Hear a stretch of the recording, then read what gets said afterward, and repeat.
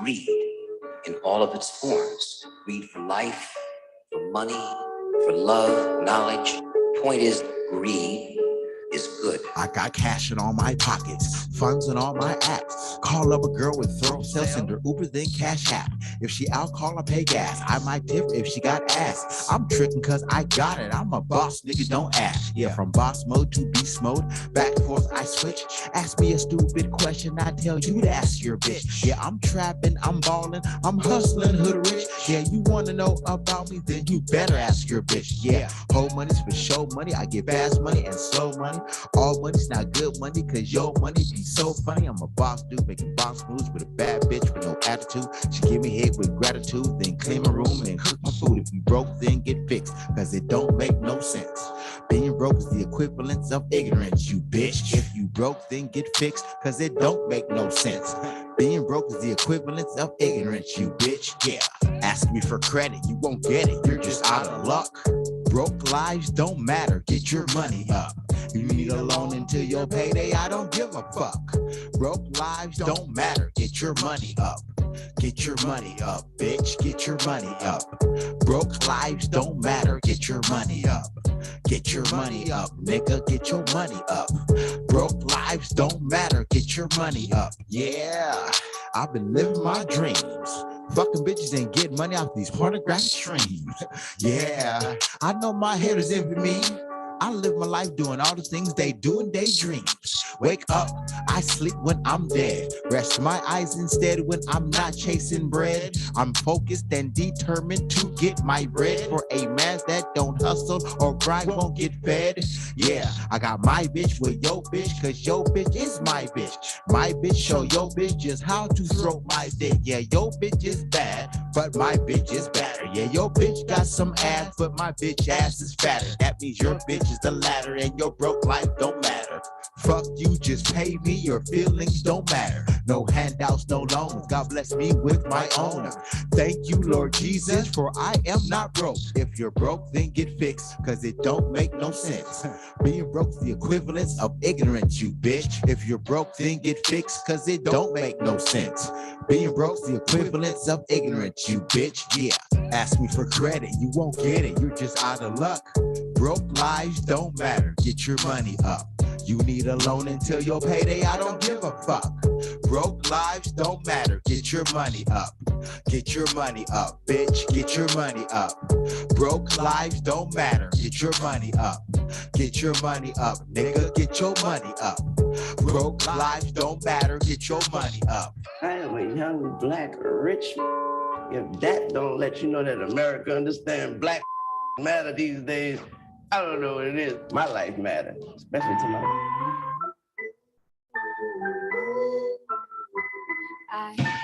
I be seeing signs every time I cross the line. When you cross my mind, then I know better. But body don't do me no better. Felt that it betrayed me like lately. It pains me to part legs like it did to part ways. Over 30-day notice to pack. Are we created in our fiction? In fact, both hated and both relapse. Trapped in the cycle of the spirit of the spiral. Who knows the pain like I do? My partner in creation, parting ourselves to make the situation without healing. Involuntarily dead our animation without killing. Didn't come without no crying, didn't come without no sirens. Like voices in the silence, what is spirit trying to say? About the foundation I lay and the power it don't take to do without meaning to make. Power it don't take to do without meaning to make. A good bully teach what you ain't learned fully. Learn the lesson so hard it left a scar.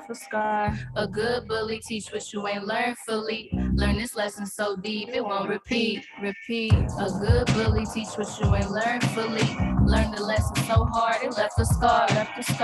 A good bully teach what you ain't learned fully. Learn this lesson so deep it won't repeat. Nothing worse than sharing kids with understanding. dysfunctional bitch. She'll try her best to hold them hostage on some torturing shit. Parental alienation, current abomination. No different than master selling your infant from off the plantation. What possesses you to be like Satan?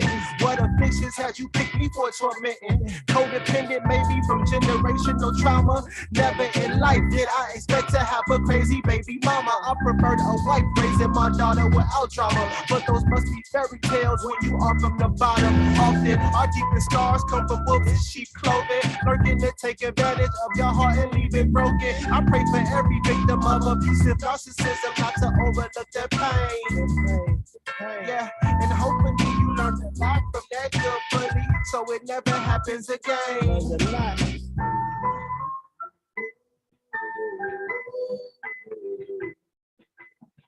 A good bully teach what you ain't learned fully. Learn his lesson so hard it left a scar. A good bully teach what you ain't learned fully. Learn this lesson so deep it won't repeat. A good bully teach what you ain't learned fully. Learn the lesson so hard it left a scar. A good bully teach what you ain't learned fully. Learn this lesson so deep it won't repeat. Okay.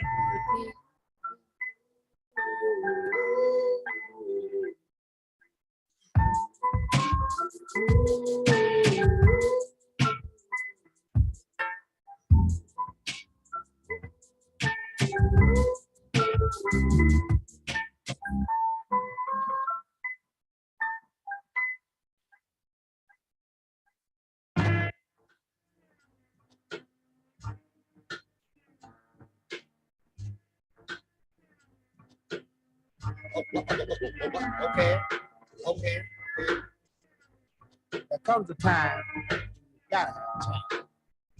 But very seldom do you have this type of change. Yeah, getting this money, living it up. Stop, drop, and roll. Stop, drop, and roll. Stop, drop, and roll. Stop.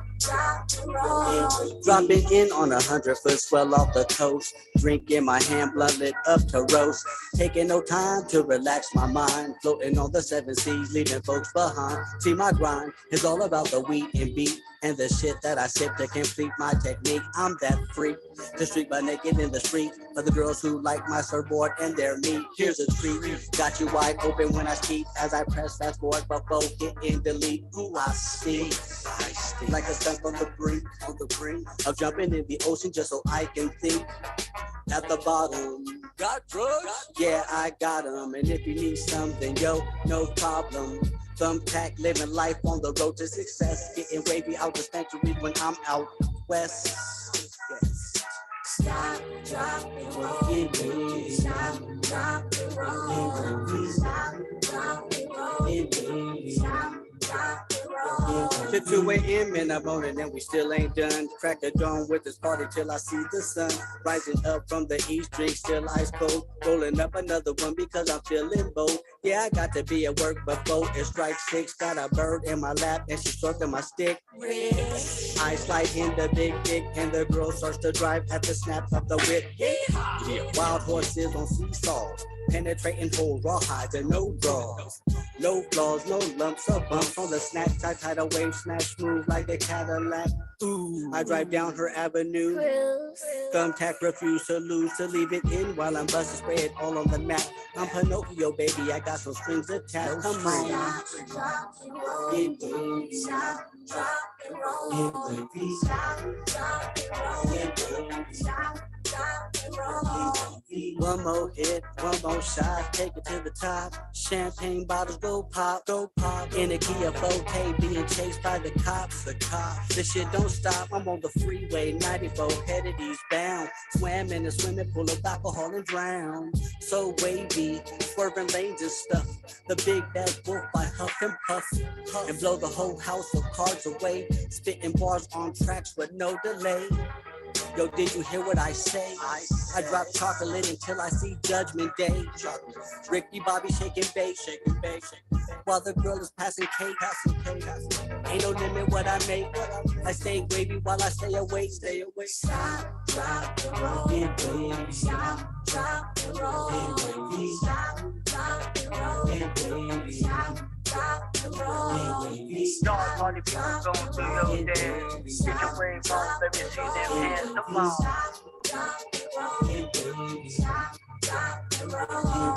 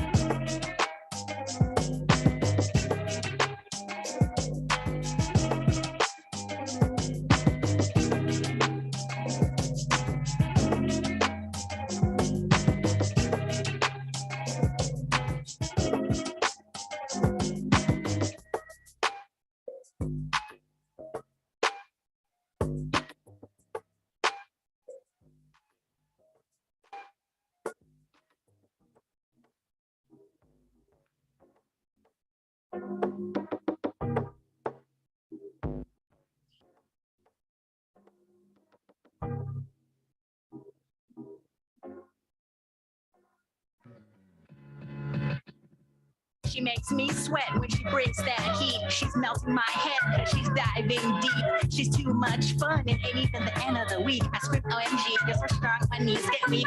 I'm always chill when she puts that fire within. This fever dream experiencing the fire I'm in. Mouth open for my boo, she sees me, she screams. Give her that look like, woo, let's fuck this scene.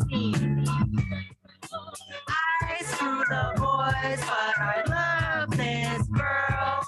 My eyes on her as we rule the world. She's a vibe, I gotta ride over and over again. Strap on, a real banger's coming again and again.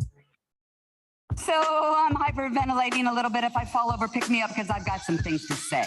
So when people want to stop talking about the issues that Black women face, when people want to stop talking about the issues that trans women, immigrant women face, we gotta ask them, why does that make you so uncomfortable? This is the girl on girl, for girl kind of world made up of queens. Makeup by Maybelline, but she's already born with it. I see the queens of the world are coming up, whether on the Real, The View, or Oprah. The world is watching. You know it's for teacher, doctor, trainer, soldier. Love you, your sister, keep the love coming up.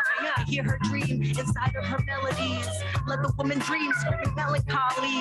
Let her fucking dream, fuck all her enemies. I'll fight with her, we're all one energy. And I screw the boys, but I love this girl. My eyes on her as we rule the world. She's a vibe, I gotta ride over and over again. Strap on, the real bangers coming. coming again and again. The world is waking up and change is coming, whether you like it or not. And when that new day dawns, it will be because of a lot of magnificent women.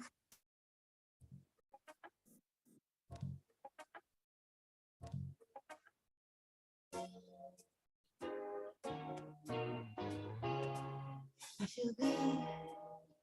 I feel alright. Woo!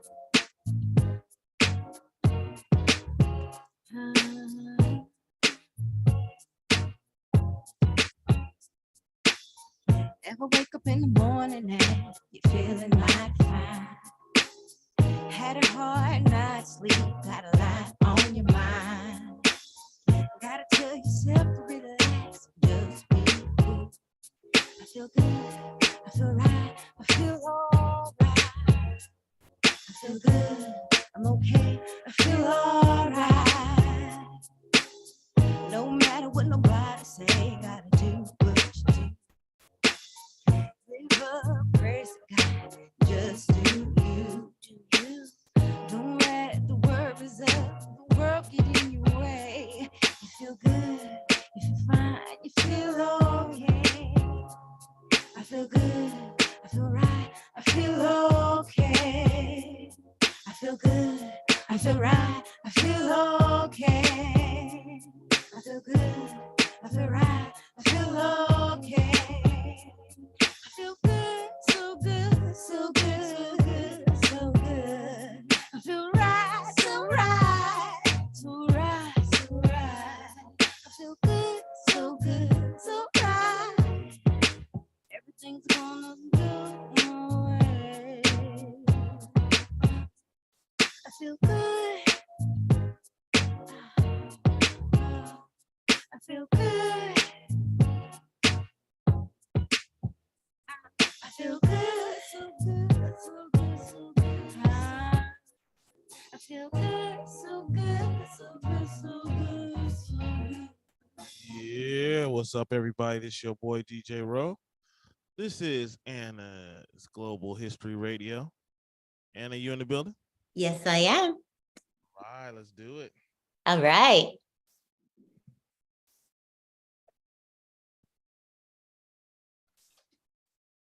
Hey, what's up? What's up? What's up? So are you doing Najee's show on your channel now? We tried this one, but we are supposed to be doing it, but I'm gonna find out if everybody still wants to keep it up. Yeah. So yeah, we might be doing it. Yeah. Najee seems like he's cool with it, so. Mm-hmm. Cool. Yeah. Yeah, it was like I saw you were on the other night and last night, man. You're like 8 days a week podcasting. I know. Yeah. Yeah. We were off last week, however, because I was in Seattle visiting my family. And my dad lives in a smaller place now than he used to, and he only has one spare room, and his youngest kid was traveling, but she's back.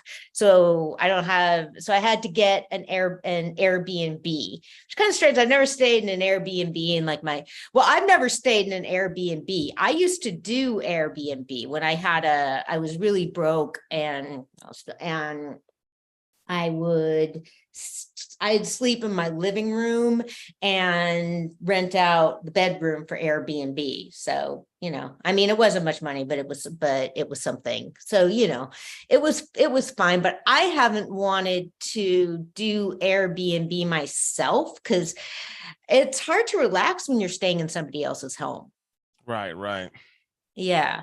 But I just didn't want to spend as much money, and I'm intending to go to I for a while I was going back to Seattle all the time, and then I stopped. I went a year without going back to Seattle, and I know for a lot of people that was the longest I'd ever gone without seeing my family. So I'm planning to go back up there. But so I stayed in this Airbnb, and there was like a huge list of rules and stuff like that. You know, I read it over, but there was a lock key or, you know, a lockbox, and I got there and it said that there was a lockbox, but there was no combination given for it, a key box thing. And I was looking at it at the note and I couldn't figure it out. And I was like trying to open it and I could see somebody behind the door just watching me. And yeah, so he finally came and let me in. I guess, and then he said that the code for the box was at the very end of like 10 pages of instructions. They want to make sure you read it all or something. So I'm like, oh, bullshit. That's still creepy. It is creepy because there was a whole like diagram. It was so detailed on the instructions. Like, okay, go up this way. And then there was a picture. There was an image of the house with the key box circled. So I kept looking at it like, wait, what am I missing? And then there were signs everywhere in all caps and block letters. And I understand you can have some bad experiences with people coming into your house. And it was a nice place too. And they had a really great art collection. Like, okay, yeah, you want to be careful letting people into your home. But there would be like a sign up saying like, wipe the counter when you're done using it, and like, and no wet towels in the bathroom. And I'm thinking like, okay, well, you want me to like leave a towel. So where did they want you to put? Did they have like a rag, a hamper or something? No, I mean that you were just supposed to leave your towels in your room. I was like, well, that's not that great either. And there was a big I guess sign. they say, hey, if you're gonna be dirty and nasty, keep it in your room. Basically, and there was a sign that was like, keep shower curtain closed, turn on fan, and all of this. It was like in all caps and bolded. And you know, if you're going to be uptight about your place, that's fine, but just put up something, please. Okay, ask people to do something instead of order. It just came, I felt real. And there was like, no food in your room, no food, just water. It's like, well, fuck that, I had some snacks in my room. So where are you supposed to eat the food at? Well, you're allowed to use the house. Yeah, the upstairs, like the kitchen. That's just too creepy. Yeah, exactly. I did not. I mean, was it cheap? Yeah, it was cheap, relatively speaking. I mean, could you have just did a hotel? No, I mean, it was a lot less than a hotel. Oh, okay. That's why I was staying there, because I've never done Airbnb. I was like, fuck it. You know, I mean, if I'm going to stay someplace, you know, and it's not like it's not like I'm going to be you know, I mean, when I'm in a hotel, it's not like I messed stuff up for people or something. It's just, you would just want to feel, but you know, when you pay for your hotel room, you don't really owe anybody anything. So there, yeah, you were supposed to, so like I made coffee there, and that was it. And so they have something where you can, and also the thing that sucks about Airbnb is they'll give you the vicinity of the place, of the home, but they don't give you the exact address till you book it. So they can say, so everybody sort of like messes, like I'm sure, like in, you know, people probably, like people renting places in Vallejo probably just stay like on the board. You know, would people do anything to try and, you know, like, oh, well, we're in the vicinity of Napa or something like that. So the description had said it's close to the light rail or something, but you just don't have any way of knowing. And so when I got the place, it was this weird location, sort of right equidistant between two light rails. So that wasn't that great, but they have something where you can rate your hosts. And, you know, you keep getting these messages from Airbnb saying, you can rate it, it's real helpful for other people. And I didn't want to do it. I just, I mean, it wasn't like I didn't really find the place that comfortable, but I don't want to put myself out there offering my opinions about somebody's place. And also I glanced at them later and I saw that whenever anything negative that people I looked at the reviews, and anything negative that people put down, the guy it was like a couple. I never saw her, I saw him. The guy whose place it was would respond to it like argumentatively. And so I certainly didn't want that. But even if he hadn't, I'm like, no, I mean, to me, it's like it's like my privacy. I don't want, I'm not going to post in a public forum that I've stayed someplace or something. But then I got an email today saying that they had rated me. So what did they rate you? Well, I don't know, because in order to see the rating, I have to do a rating of them. Man, I would just want to do the rating just to see what they put.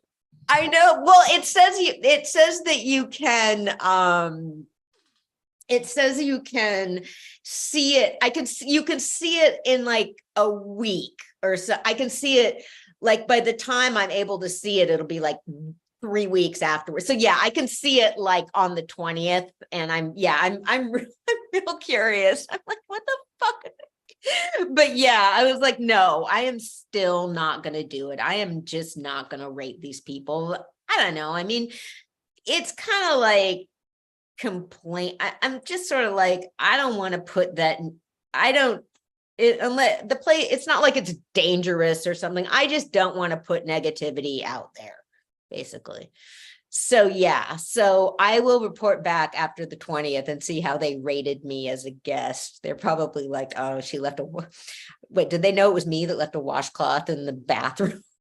And then they were like, fuck. And then I had sent a message asking if I could have fresh towels, and they didn't even do that. Like, fuck. But how long were you there? Like 3 days. And they didn't give you fresh towels? No. Maybe I should go rate them. That's crazy. I know. So, but when I was doing Airbnb, there was a guy that stayed and he was here working construction, and he was really cool. And what he wound up doing was when he'd come up for work, we stopped going through Airbnb and he'd just pay me directly. So they didn't get a cut or anything. And we're still in touch. He was really nice.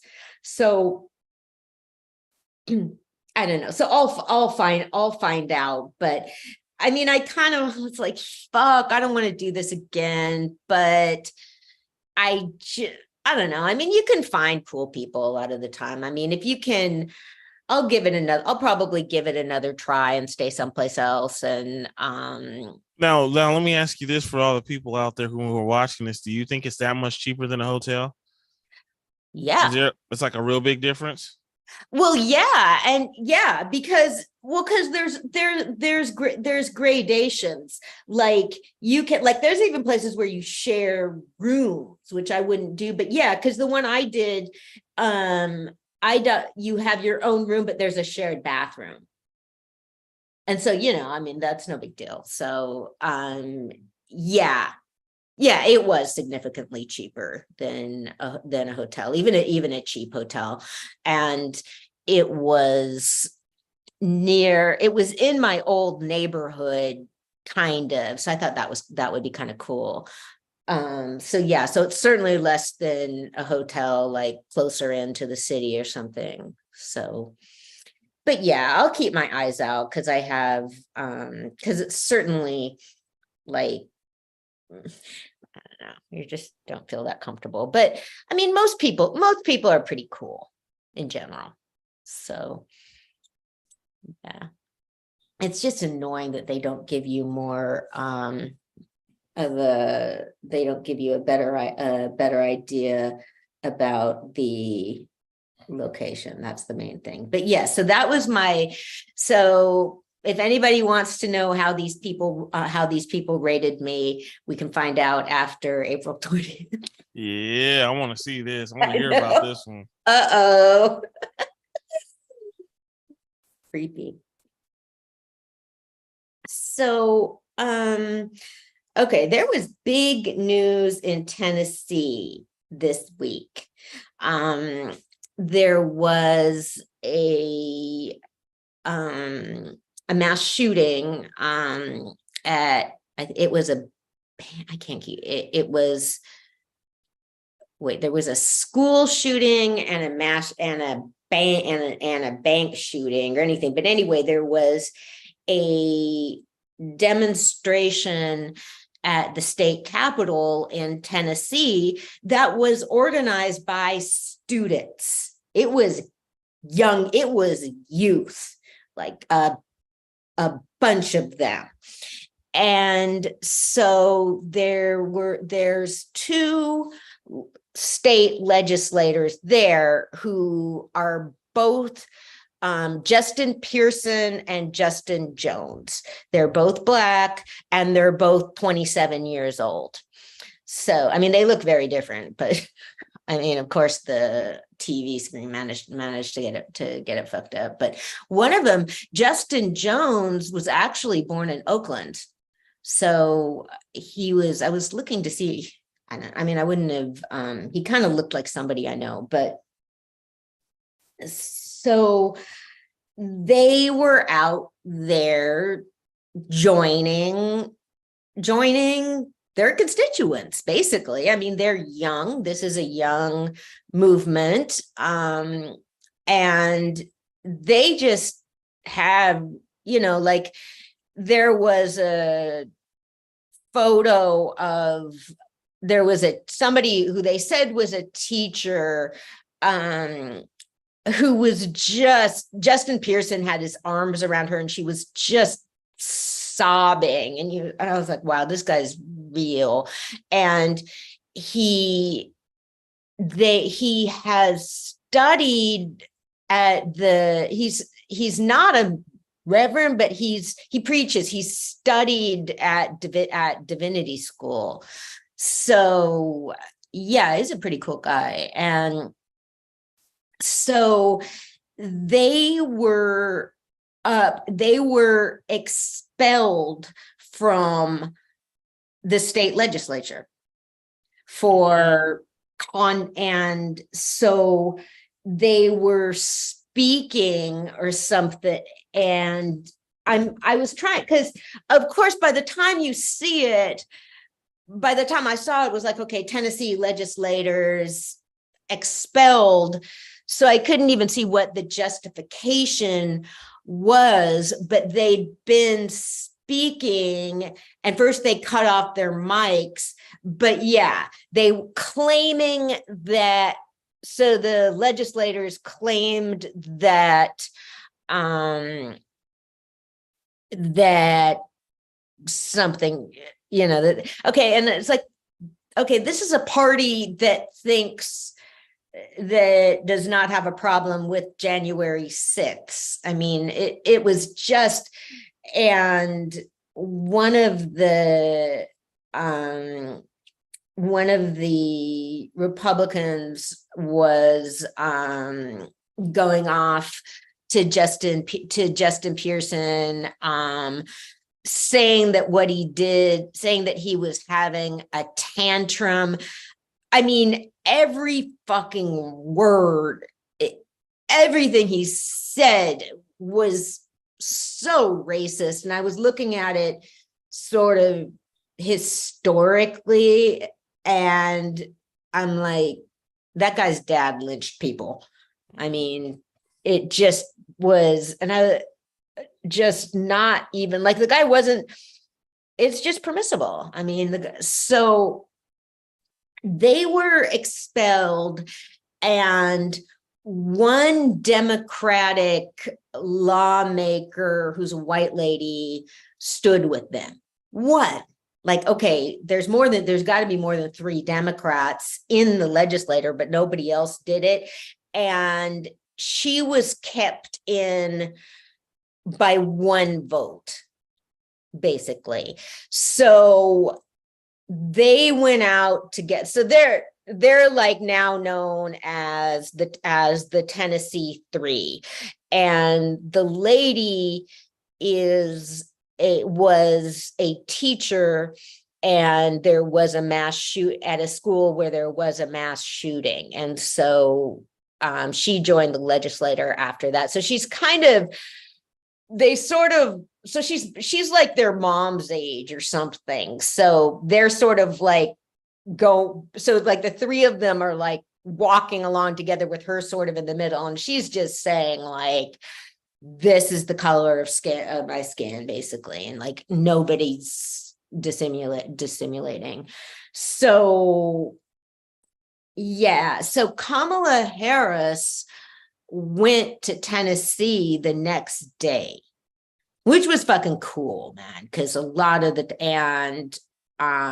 completely addressed the issue, did not tiptoe around it, did not hold back. So that's good, because there's always this line between because a lot of the time, I mean, shit can happen in state legislatures all the time, and the federal government just usually stays out of it. They don't want to get involved. They don't want to have the association. And so, I mean, to me, it just said that, I don't know, man. I mean, Kamala gets so much criticism from people, and I'm like, fucking look at her, man. She is just, she really, I mean, this is personal for her. Like this isn't politics to her. This is real to her. And, you know, a lot of people are just going to stay out of it. A lot of people would just be like, okay, well, who cares? It's the Tennessee legislature. It's so, and, you know, it's just these young guys, who cares? But, you know, she came down and she met with them and she spoke. So people need to fucking pay attention to Kamala. And when you look at I mean, because so they were reinstated, and I couldn't quite figure out, like, the city, honestly could not figure out how it worked. Like, what does that even mean they voted to, like, they can really go against the voters like that, you know? And this is like,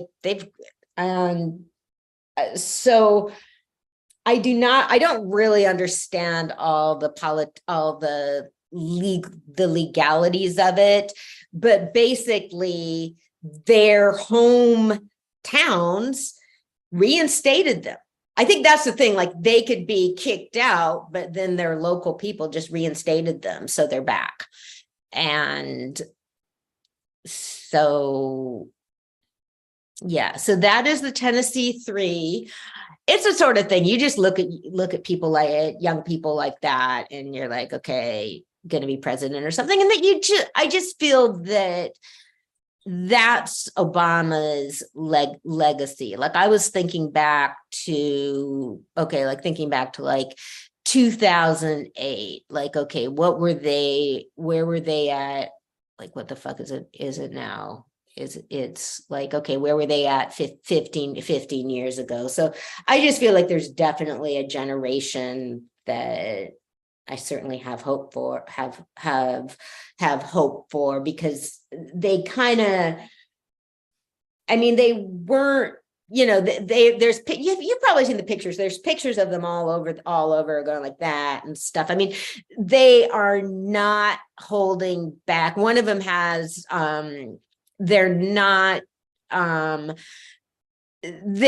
changing their language to sound official or anything. They're not trying to fit in. They just seem like completely their own accord. And then one of them, Justin Jones, was even written up in the New York Times style section.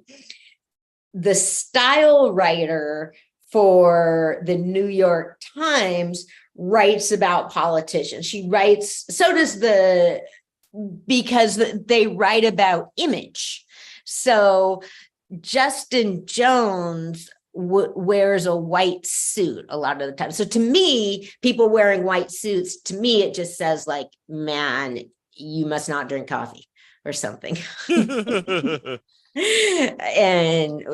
So she was writing about how it that's associated, it's associated with the suffragettes and there was an NAACP march in 1915 where they all wore white. So yeah, I mean, basically it had to do with image and all of that.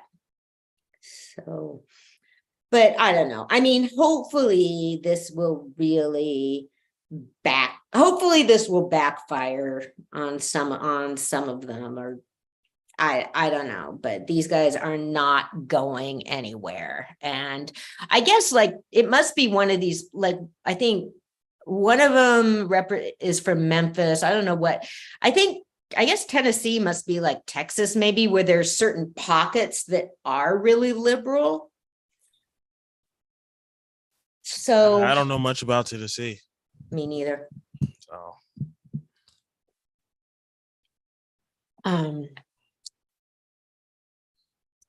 Okay, so I hope that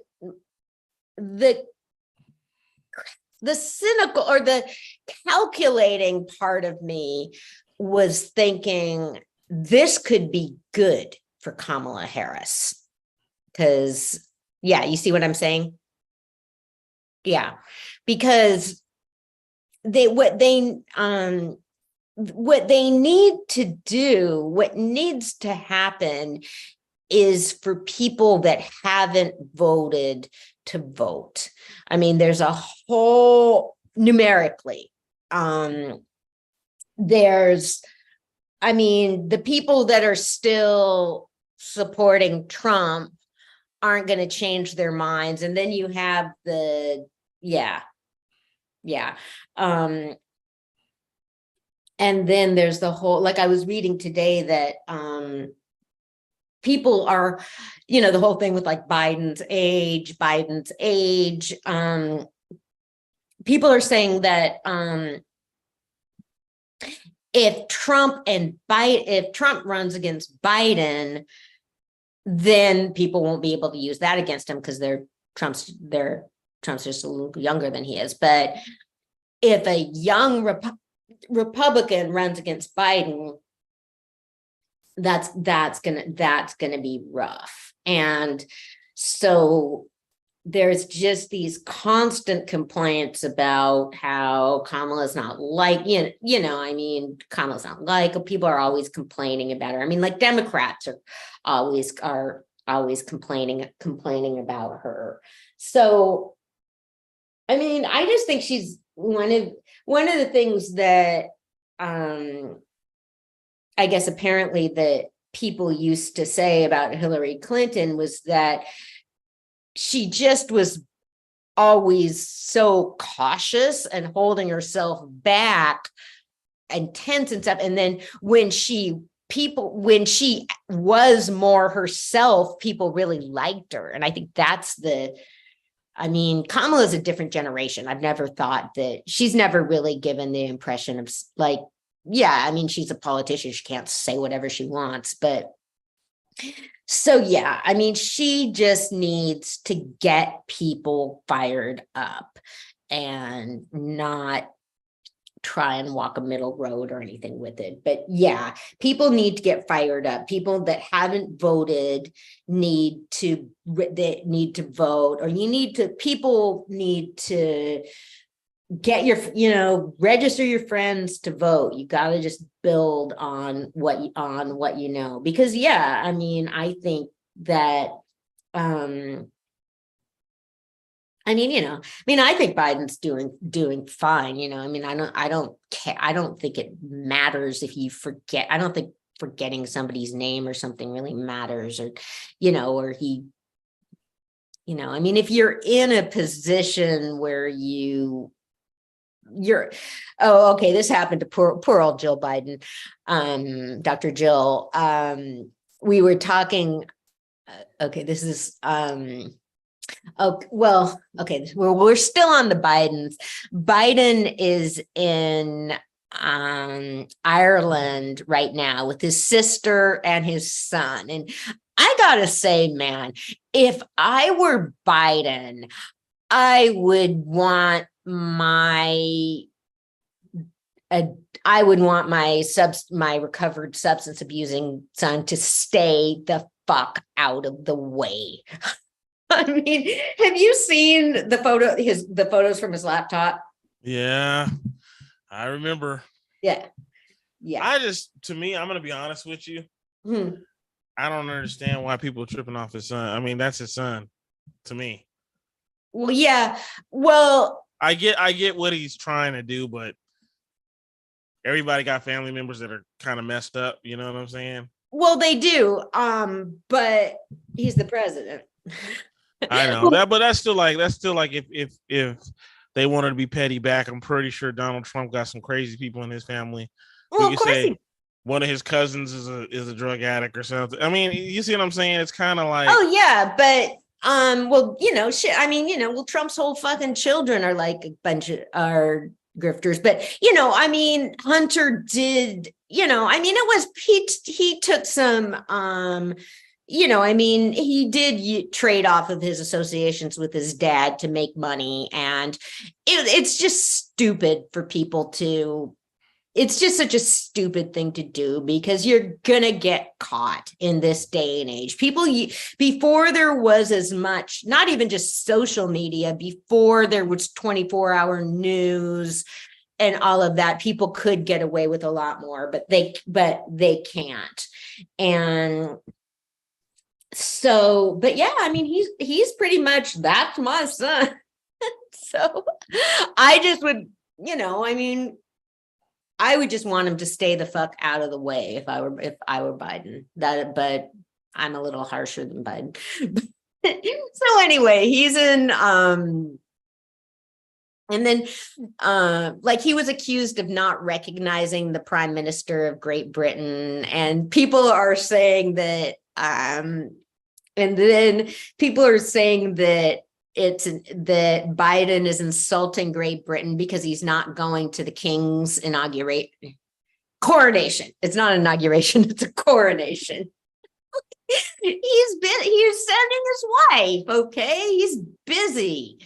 I mean, and it is insane. I mean, he went to the Queen's funeral. I mean, it is insane security. I mean, I think so. Yeah, but he's being accused of snubbing the king because everybody's just being paid. They're just trying to find any little it's getting stupid now. Oh, it always is. So, okay, this was sort of funny because the last Duck Soup, somebody brought up Angel Reese. That's her last name, right? Mm-hmm. Yeah. Well, what was funny was, so somebody, and I was like, I'd gotten in trouble about it, and I was talking about, oh, she's so great, blah. And then people asked me like, which player are you talking about? And I'm like, Angel, what the fuck? I just liked, and I mean, I liked that when she was interviewed, she just was so direct and didn't try and play anything down. But what happened was, the champions always go to the White House, and First Lady Jill Biden was at the game. And so she was saying that, she said that the other team played so well, she was going to ask the president if they could come too. So she got in so much trouble for that. It was because people said that she was downplaying the accomplishments of the mostly Black team. And so they asked Angel Reese about that. And Angel Reese said, we'll go to the Obamas or something. But I just felt, I was like, oh, when you're in, because it definitely had this sort of, and even like the coach of the losing team said something like, well, we appreciate that, but it's for the winners. And, she's very classy about it. But I mean, when you're in a position where everything you say is gonna be scrutinized, and because people accused her, were saying, oh yeah, she's downplaying if the white team had won, she wouldn't have been inviting the Black team or whatever. So yeah, poor old Jill. Eddie. Yeah. But I don't know what I got in trouble, but I was sort of somebody accused me of not knowing what I was talking, because I didn't know who that actual player was, but I'm certainly familiar with the issues about women's sports and about college sports. I think college sports is just fucked up because it makes so much money for the colleges, but a lot of the athletes, I just think they should I just think if they don't get onto a team, what are they going to do? They don't have, it just doesn't seem like they get much of a chance to explore other careers or anything. And then especially the women's teams, like, okay, there's so few slots in the WNBA. What are those young women going to do? And so they've had so little time to do anything but sports while they're in college. So to me, that's what those gestures were about. It was about the fact that these women are individuals and that they should be recognized as individuals. I was a little bit like, okay, well, what the fuck, man? If she doesn't make a team, now she's recognized. And so she'll certainly be in a better position to, I don't know, to do whatever. Very so true. That was my opinion about it. So earlier today, we did the Bewitched podcast. That's why I have the Endora shirt on. We were on a hiatus for a while and we started up again. So yeah, the episodes are playing again. Twitch Talk, where we go over an episode and kind of dissect it. Some people are way too into dissecting or whatever. It just does not make sense to me. But yeah, and he's trying to get the Twitch Talks on Amazon. So that would be really cool.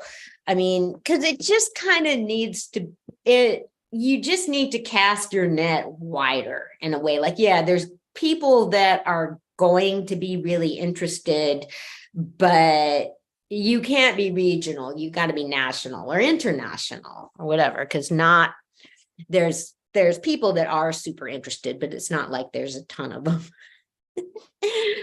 But and that's the thing. I mean, Mark doesn't make any money off of doing this. I mean, this is all in addition to its job. And so and I'm getting to do my fashion segment. Okay. This was a little idea. So what I was thinking about doing for our show next week would be putting together some of the videos of my Twitch Talk fashion recaps to show. Oh, that'll be cool. Okay, cool. I talked with Verlania about it, so she's into it.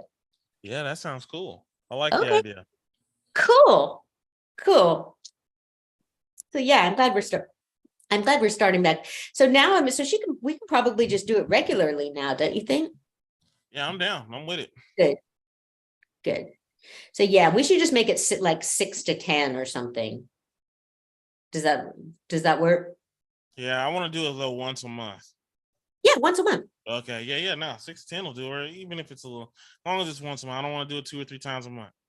No, we never. Okay. Me neither. Okay. No, we never did. Okay. Yeah, once a month.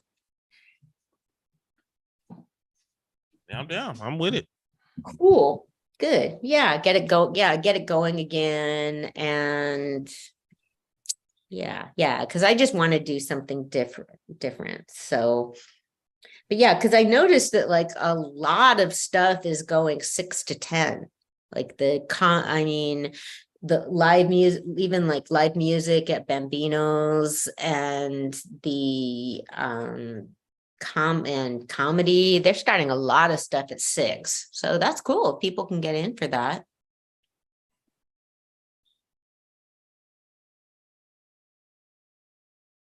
Yep. So there's a new person on the Twitch Talk team, which is good because it's amazing the stuff people come up with, because he was talking about the camera angles on Bewitched. I mean, there's one person who just annoys the hell out of me because it's so annoying to listen to him, because he like takes it literally. He was talking about, like, there was a scene where Endora comes in and says she wants to do something, and he was talking about how the thing she was going to was in a different time zone, and that didn't make sense. Oh, I feel bad. I feel good at me sometimes, because the guy, I mean, he's like, so, but oh God, do we have to listen to this shit? And then there's people that take it really literally, but I didn't really, my thing with the clothes, I don't know. I mean, I like to look at how the costumes and clothes work for telling the story.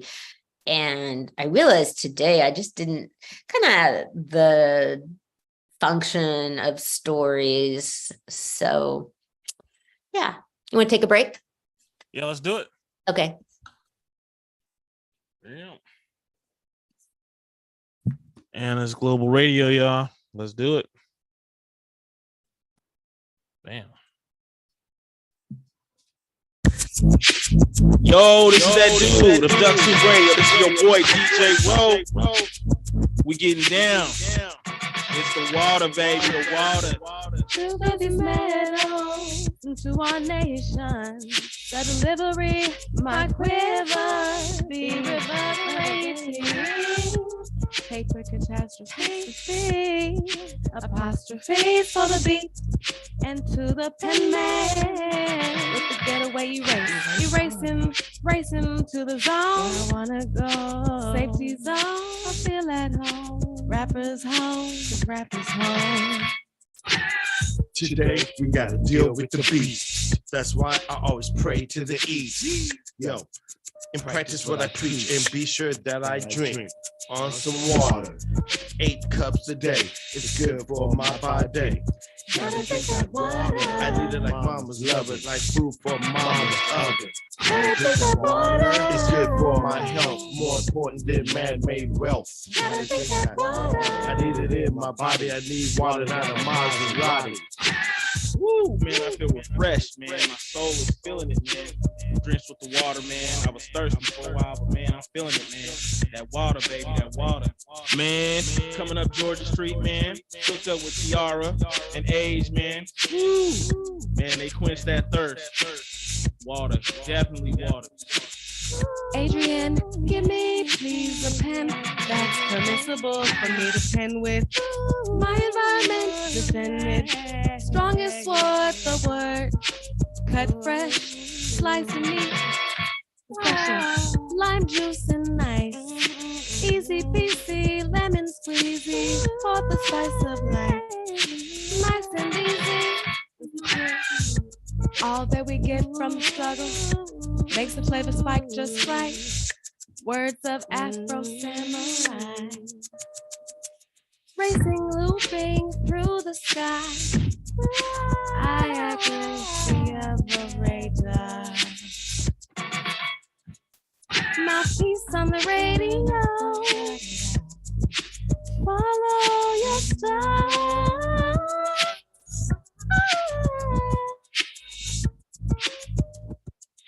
Silver count, keep working. A rapper, a scatter come through on Samsung digital toy. Wait for the beat that I've been gave ya. Saved ya, a paved ya road engineered for water to flow.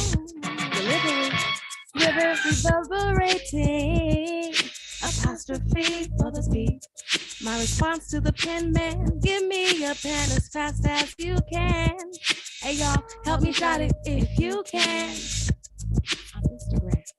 It's the water, the water, baby, water, the water, baby, drink up. The water, baby, drink up, bro. It's the water, baby. Water, baby. The water, baby, up. Drink up. The water, baby.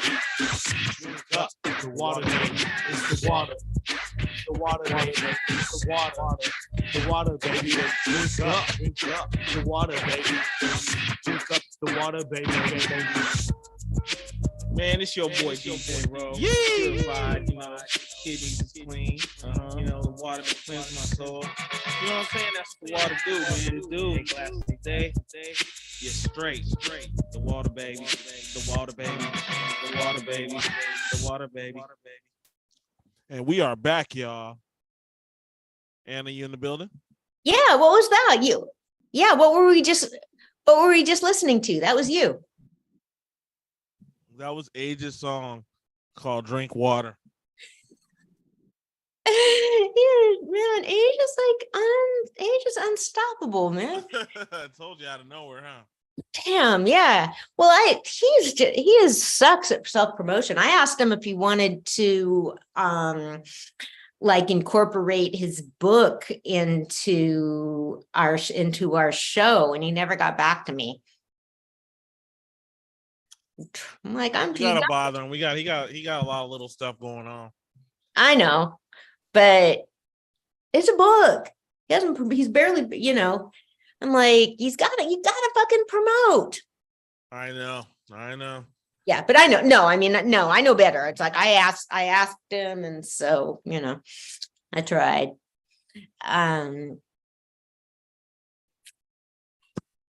Speaking of books, Yes. Don't you have a comic book coming out?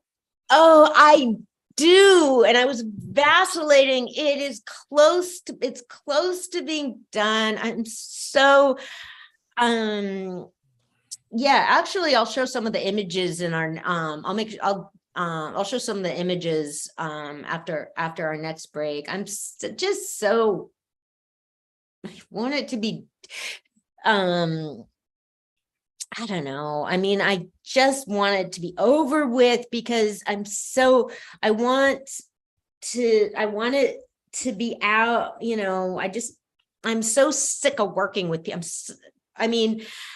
Because I wish that, because the way I've worked with people with hiring artists, it's, I send them the stuff and then it's completely separate. They do the art and send it back to me.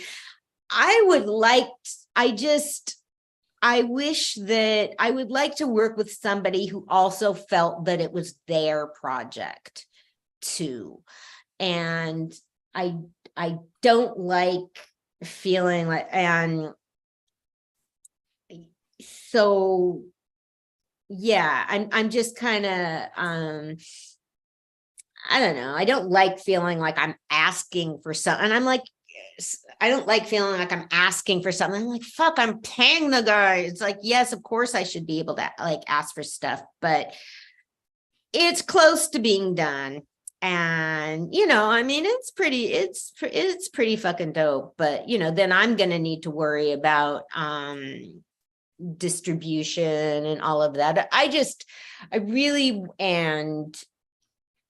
you know, I mean, I think there's gonna be people are gonna be jealous.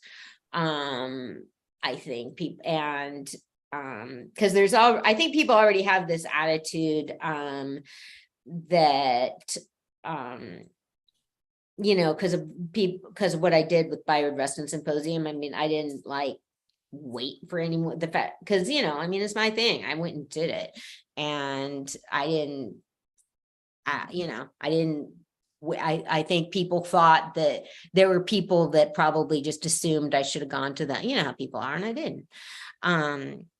So it'll be interesting to see how that goes. But yeah, it's close, and it's gone through different incarnations. And so, I mean, ultimately, it's good that it took as long as it did, because over the years that it's taken, the book's gotten a lot better because I've read about more things that I can put in it. So, yeah, so it's almost, and so just the person that's working on it now did the later part of it, but then I turned the earlier part over to him, and the earlier part was written much later than myself. I mean, I wrote it a lot later than I wrote the other one. So I think it's a lot better because I've like learned more about how to do this. So, but it'll be good to have it put together. And our friend Age connected me with the artist, and the artist is really fucking dope. He's really cool. I mean, real knowledgeable. And there's like certain stuff where I've asked him, you know, I mean, there's stuff I've asked for his opinion about, and I've just gone with what he says. I've just been like, I want this to be known because I have a reputation of like wanting stuff to be my way, but it's only if I don't know something, I am not afraid to take somebody else to go with the opinion of somebody that knows more than me.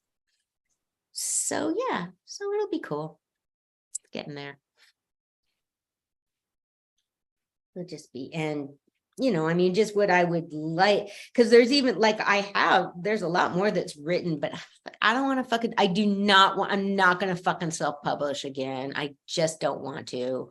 And unless I can get somebody else that's like, if I could get an artist that just wants to work with me on it and as collaborators, then I would.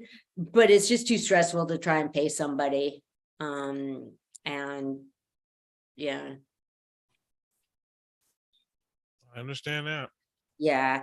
And hopefully, I mean, what I would like to have happen is I'll self-publish this, and then the Bayard Rustin estate can take the whole manuscript that part of my book is based on and sell it to Hulu or something and hire a team of writers. That's what I would like. That's what I would like to have happen, because I do not want to be running this. But it'll be pretty fucking cool.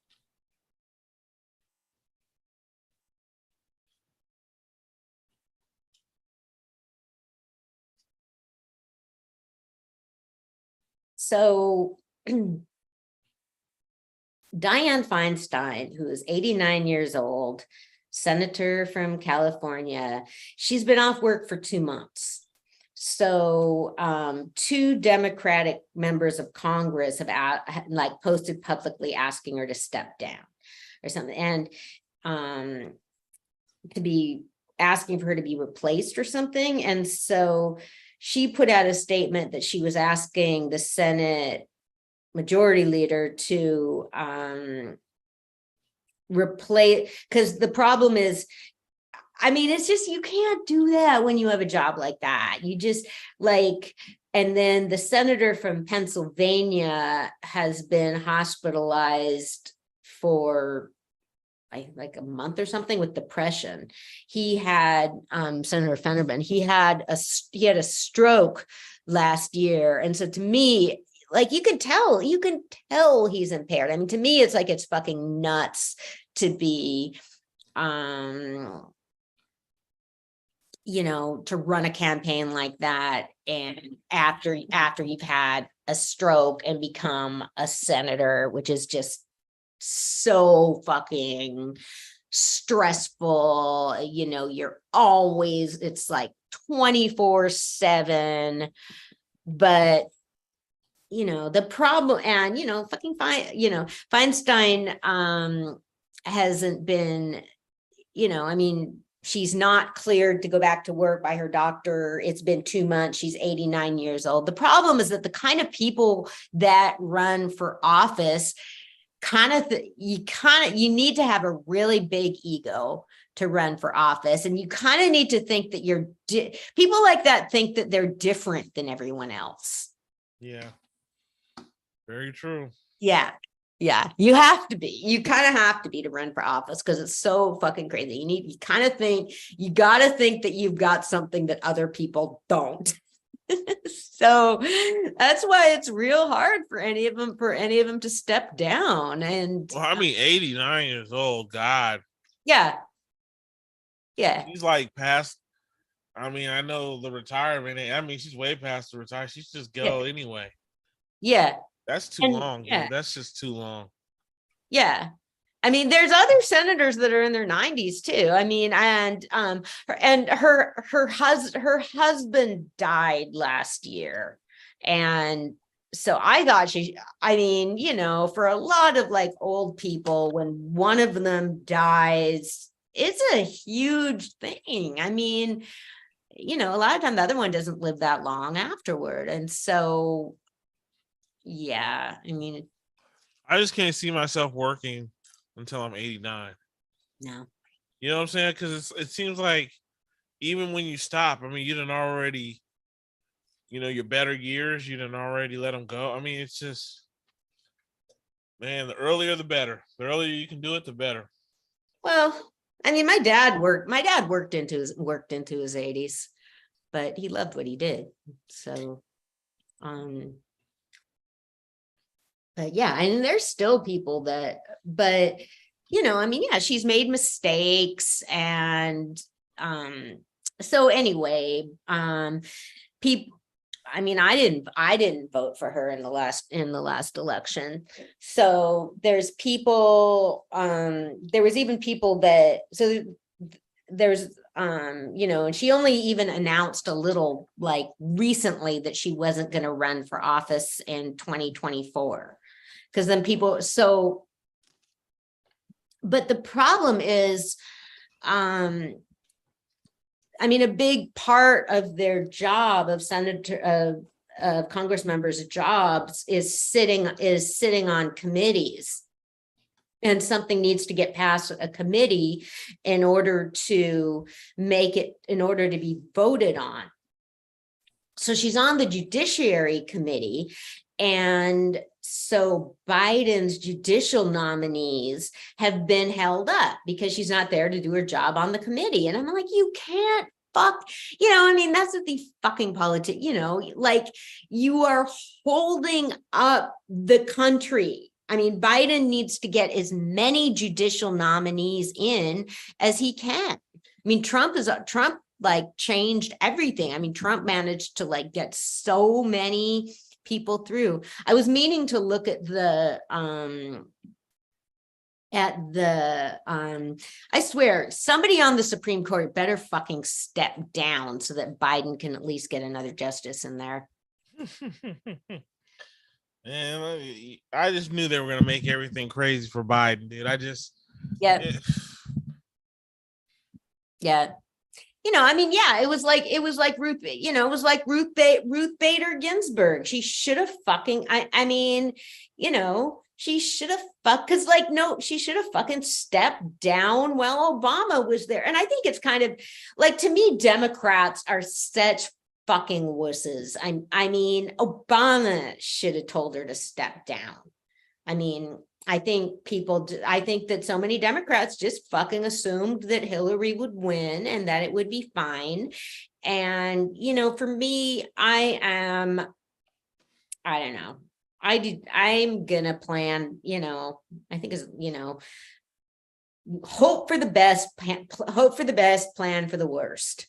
you know, I would not have taken chances with something like that because, yeah, people just think that rules doesn't, you know, what the fuck? She dies like a year into his term, if that.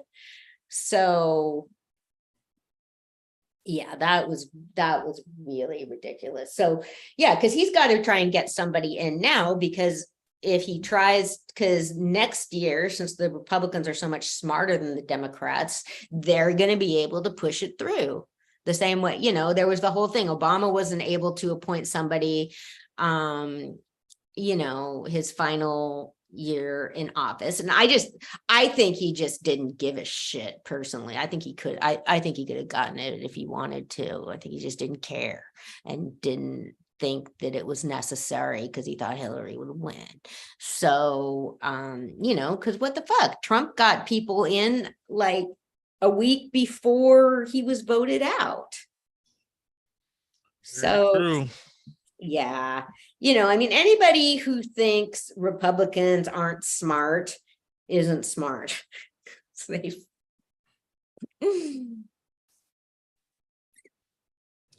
they band together very well. They do, exactly. That's, I mean, you know, somebody I knew that was like in the military was saying that, you know, and he was like politically he was liberal, but you know, he said that when it came down to war battle, he'd want to be with the conservatives because just for that very reason.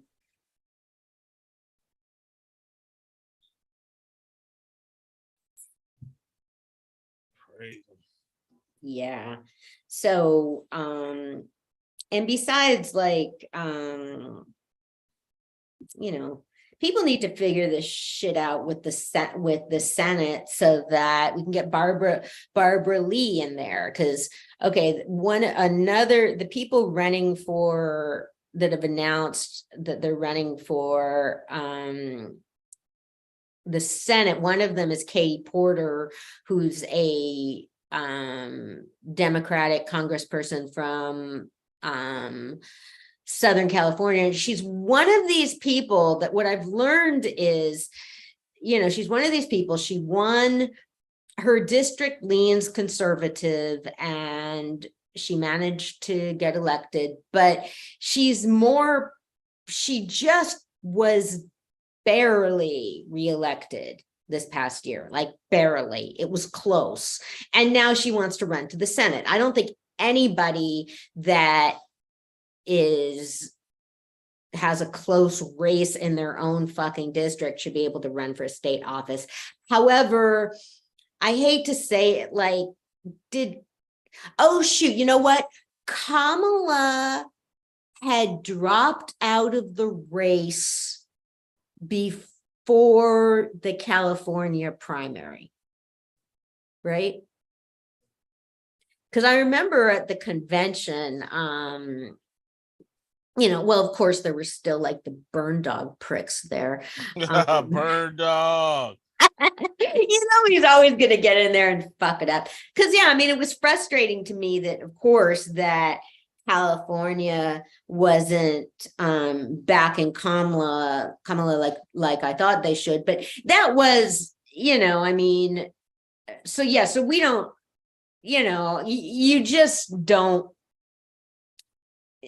just what you see at like conventions, that's not necessarily representing, but yeah, so because I was going to say, like, I completely think that, but if Kamala hadn't won, yeah, so we don't know how she would have. I mean, I think that she should have been able to do better in California. I mean, she had her sister running her campaign. I think Kamala that is one thing she should be better about, man. You don't hire your relatives to do stuff like that. You know, I mean, yeah, her campaign probably would have been better if she, you know, hire a professional, basically. I agree. So, Yeah, but anyway, Katie Porter should not run for the Senate since she barely won her whole own fucking district. She's one of these people that and she was disrespectful to Maxine Waters. So a lot of people are mad at her about that. But she's one of these people that she goes viral because she's pretty great in the Congress, like questioning people. She was a professor, so she takes this real professorial tone with people, and she definitely does a really good job breaking stuff down. But that's televised hearings. They know it's televised hearings. So, and that's good showmanship. Definitely. They should have that. So anyway, I want Barbara Lee from Oakland to be our senator. So, everybody should just, hopefully people will be working for that. So meanwhile, okay, we're almost done with this stupid political shit. The Hakeem Jeffries is a New York representative, and in 1992, when he was in college, he wrote an editorial defending his uncle, and the Nation of Islam leader, Louis Farrakhan. People get hysterical about Louis Farrakhan because they think he's anti, because he said things that people see as anti-Semitic. And one of the things, it's like, it's definitely because it's like, okay, people are allowed it. So anyway, this is why liberals suck, man. Leave him alone. He was in college. What, do you think you want him to not defend his uncle? I mean, that's bullshit. Of course, you're going to defend your family. And he didn't even do anything that bad. So anyway, leave him alone. He's cool. So, okay, so we've covered some of that. Okay, so there is some hope so far as liberals being wusses, which is the student senate or something like that, some student assembly, I don't know how the fuck they do it, wrote an initiative to require professors to put down trigger warnings on certain material. Okay, so what's a trigger warning exactly? A trigger warning is what you're supposed to say something's a trigger warning, like if you're going to talk about something traumatic, like if you're going to be talking about sexual assault or something. Now, I mean, that's something that happens, and that is now something that certain colleges are doing. Yeah, like a trigger warning because the material is going to be, because we're going to be talking about something difficult. Yeah. I mean, it's bullshit. And like, what's also stupid about it was that, I was in a meeting or something, and somebody will be like, basically, who's going like, okay, trigger warning, my grandma was strangled or what, like, okay, well, so what are we supposed to do? Like, if you But see, that's my question. If they're going to a classroom, don't they already know what they're going to talk about anyway most of the time? Yeah, they should. So if you know you're going to come into something, I don't know, dude. Yeah, or it's just like, what do you think is, whatever, if you're taking a class where you're going to be talking about war or something, but, I mean, I don't know. One of the things I'll say when they're getting too sensitive now. It's just, man. I'm like, life is triggering. Like, okay, if you are not, and, I certainly, the problem is that you can't the biggest problem to me, or one of, besides all the bullshit, is that you can't rely on other people to protect you in that way. And you need to see, if with trauma, you need to seek therapy or something. You can't expect other people to give trigger warnings so that you won't be traumatized. You can't give other people that power, because they're not going to do it. And they, yeah. And also because with the way trauma works, I mean, it's false security, because trauma works in a whole lot of different ways. So something can be traumatic, like trauma trigger, like a trigger is it kind of means that if something happens that's a trigger, like if something happens that's a trigger for you, you don't react rationally. Like I was in an accident where there was a ton of broken glass. And so for a while after that, I didn't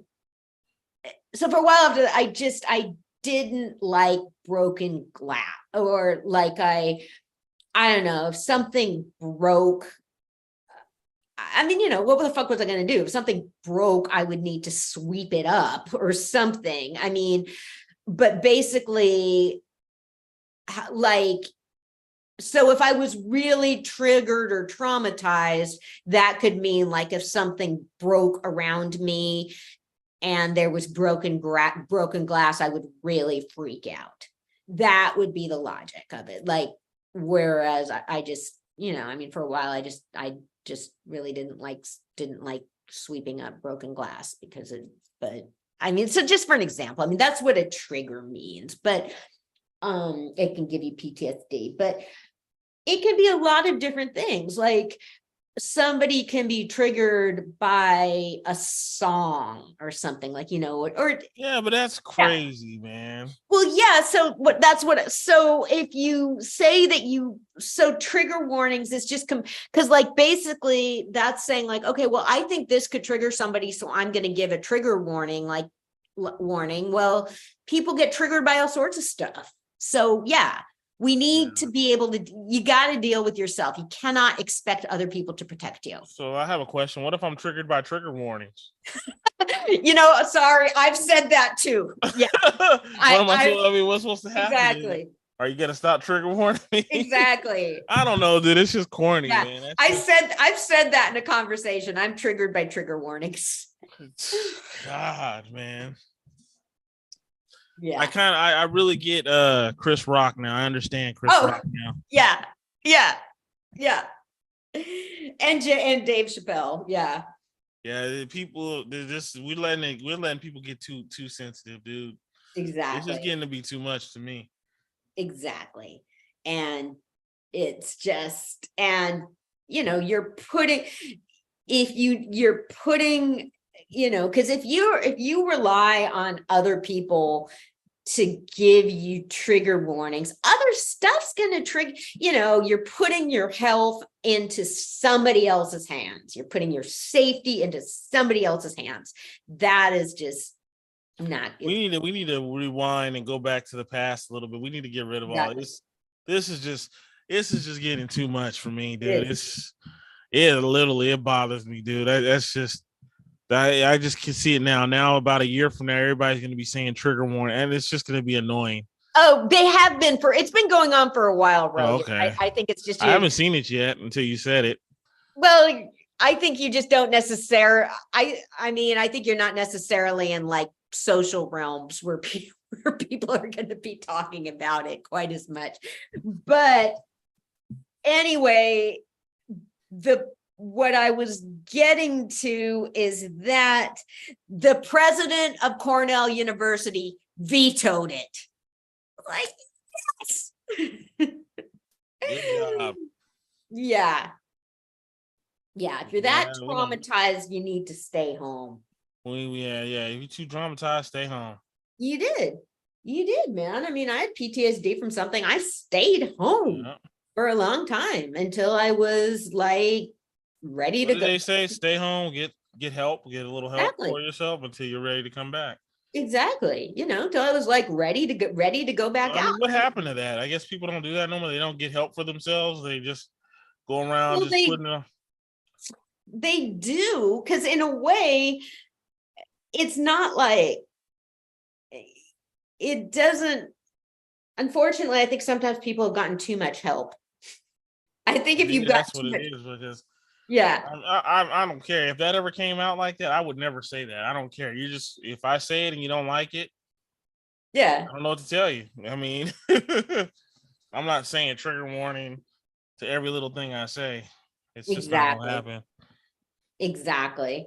I mean, and yeah, you just so anyway, but I was like, excellent, good job, president of Cornell University, and hopefully people will back her up or something, because that's something where like they can have like board of directors and shit going out. So yeah, so and then like then at Stanford University, somebody was speaking that was a member of the Trump administration or something, and people like shouted him down. Okay, like students at a highly regarded, like, so the one of the instructors issued an apology, and then people were mad at her for apologizing. And so she wrote a 10-page public letter kind of laying it down, which I have it bookmarked to read because I'm sort of interested. But yeah, I mean, it's,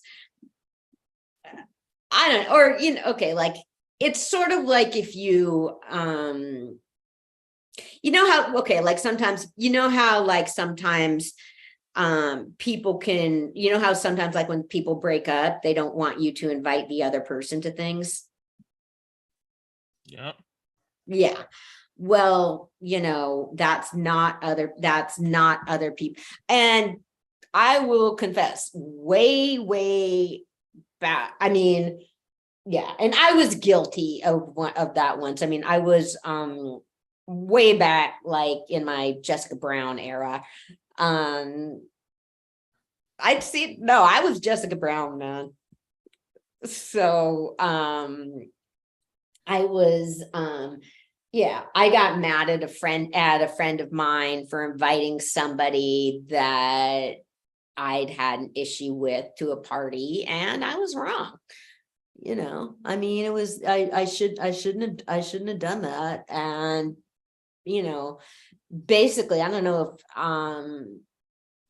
you know, yeah, that was I know better now. Like, no, if you don't want to deal with this person, then stay home, because it's not other people's responsibility. I mean, unless the person's an abuser, that's different. Then then people should like support somebody who, you know, but if it's just like a breakup, then no, it's not other people's responsibility. I agree. Yeah. So, you know, or it's like if you can't, well, okay. That's one reason I'm such a bad lesbian in some respects, because I'm partially more aware of this stuff, because like lesbian cultures, dyke cultures, it can be, people are super sensitive about stuff.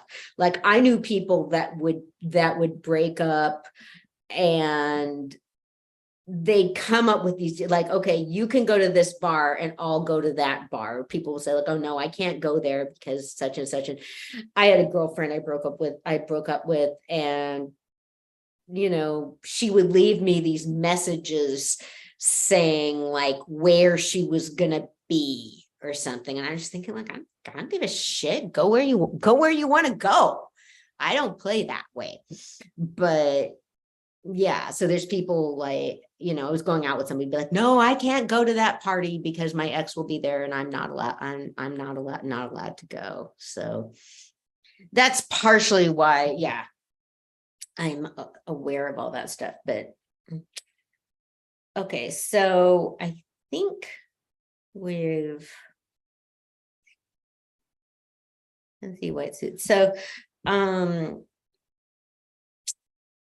the body in Florida, the body of a 70-year-old teacher was found after 2 years. He was a 70-year-old guy that taught middle school and lived alone.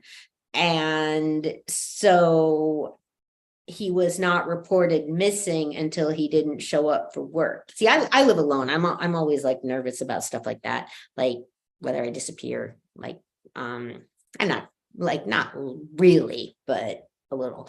So volunteer searchers found him, and I thought just regular people that are diverse or that have these skills, that they're just, and you know, people had hunted for him. You know, there had been searches, but you know, I mean, authorities can only go so far. So they so I found it really moving. I mean, these were volunteers that with regular jobs that would go out on the weekends looking for missing people. And I found it incredibly moving because usually, you know how there's lots and lots of attention when somebody goes missing that's like young and attractive, but this was just like an old guy that lived alone, and I guess so I think a lot of people could have like forgotten about him, but they didn't. So people like that are pretty fucking awesome, because I mean, that would just be, I don't know. I would hate to have a job. I would hate to have a job looking for missing people. I mean, it would just be so sad and scary. And I don't even know. You could work on something for years and not get a result, like through no fault of your own. That's what's so, I mean, you know, Pearl's been missing for 7 years. Pearl Pinson, and the detective assigned her, there was the same detective assigned to her case for a long time. Then he was taken off, and then he was put back on, and it's personal for him. I mean, and you can do everything you can, but with some things are just out of your control. I mean, no matter how hard you work, no matter how dedicated you are, that's just what's so hard about the missing persons thing.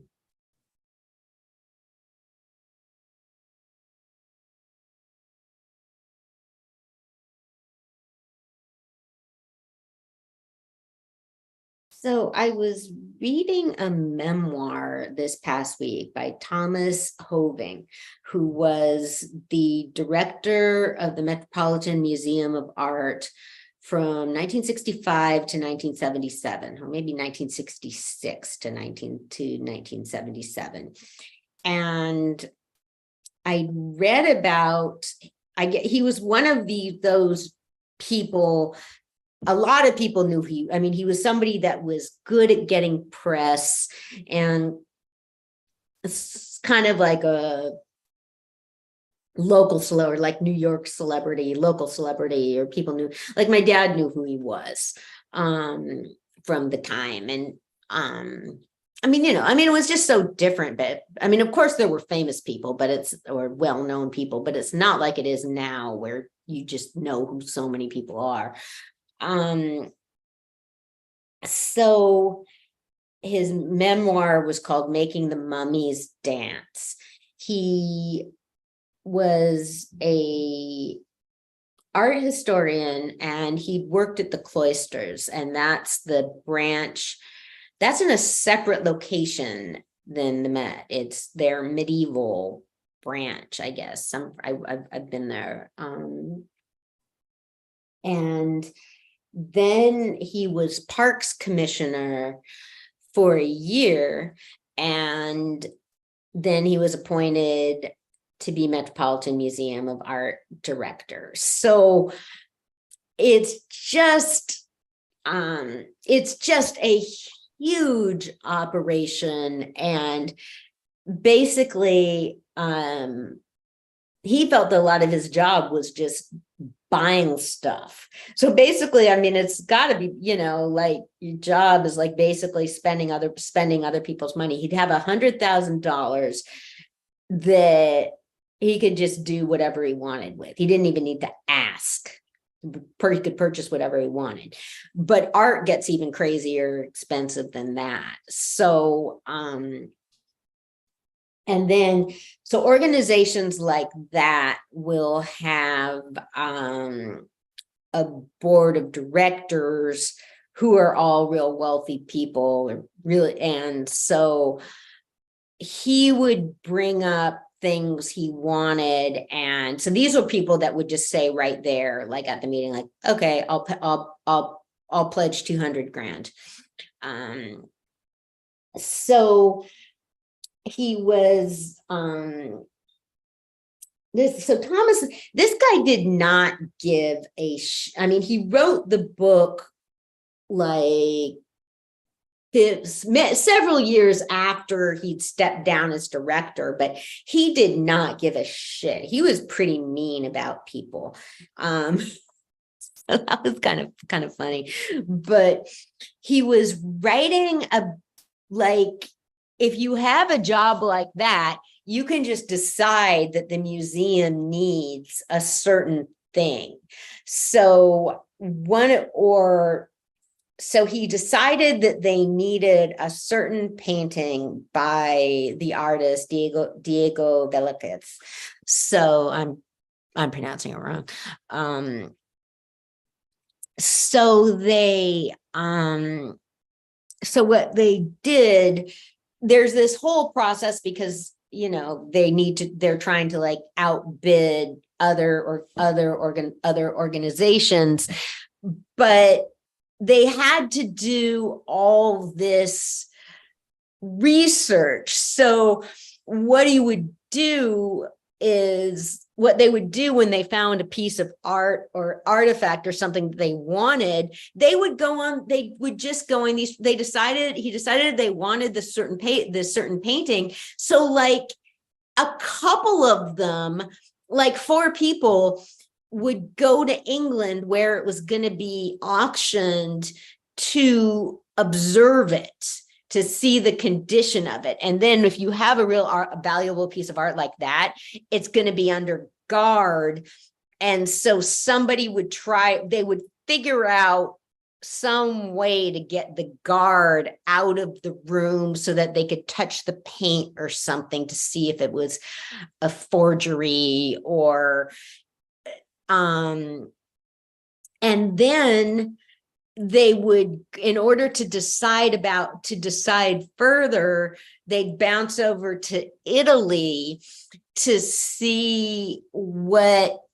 look at comparable works of art.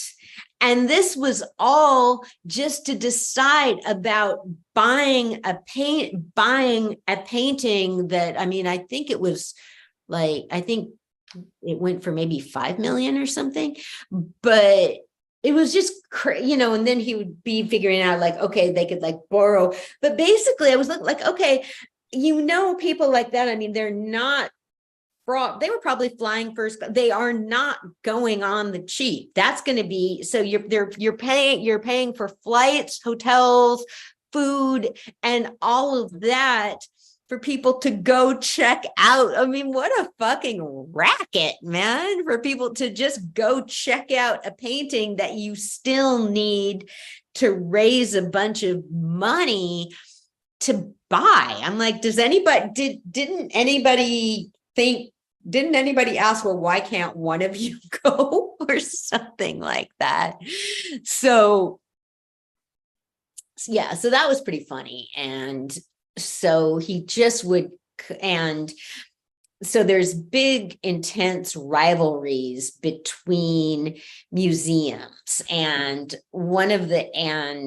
so the Met has a rivalry with the National Art Museum in Washington, D.C. So they would be competing. And one of the things he would do that was kind of controversial was deaccessioning, which means taking things out of the collection. And like, basically it was figuring out selling things so that you could buy other things, which is what you should do as a collector. And I mean, museums just have so much stuff that's just sitting in vaults that nobody's gonna see. So he was talking about the process of figuring out how to do that. And he was like, oh yeah, because if you're gonna sell stuff, it can't just be, it's got to be worth a lot. I mean, if it's got to be worth your while to do it. So it's got to be stuff that will fetch a pretty decent price. So they picked a couple Picassos to sell. And I was like, Picasso? They're selling their Picassos? But what I was reading, I guess Picasso there's that thousands. I guess Picasso did made a lot of art. So there are, I guess, like if you're a museum, there's Picassos that you really don't need to be that concerned about. So, so he definitely, I mean, he was somebody that, I mean, he was somebody, I didn't really find him a particularly likable guy. I don't think I would have liked him much, but he wanted people to come to the museum. So that's good. And he wanted everybody to come to the museum because there's, so he was able to expand the museum. And then I guess now museums make lots of money through gift shops, but they didn't used to have them. So he put in a gift shop and then, and a parking garage because they make money off of that. So yeah, I actually didn't finish the book. It got kind of repetitive, and he wrote a lot about his rivalries with people. And so I would be sort of losing track of them. But, I mean, it's pretty interesting to see how people do this stuff. And yeah. So you want to take a break, and then when we come back, I can show some of the stuff from my art, from my book. Do it. Okay.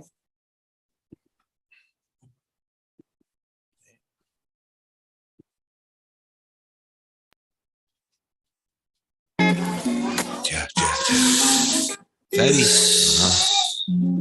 Behind the smoke. Yeah. How's your love life? 27. Yeah. Alice, what you cooking? Yeah. I'm out with the fellas, that shit you could tell us. Everybody dip, pocket full of grip, thing on my hip. Hope it don't go there, trying to play games. You ain't going nowhere. I'm out with the fellas, that shit you could tell us. Everybody dip, pocket full of grip, thing on my hip. Hope it don't go there, trying to play games. You ain't going nowhere.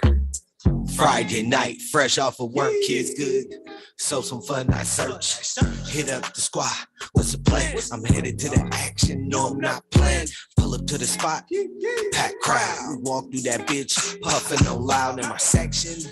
I need 6 bottles. First you get the money, then the rest will follow. Feeling good, I gave her a tip. Ma looked good, shaking her hip. 5 nice. I'm all in the moment. Trauma, cause we all on some grown shit. Relaxing. Taking more shots, rolling up the next until we get to the top. I'm hot, order me cold on island. See some chicks fighting and wild, I'm smiling, cause I'm stress free.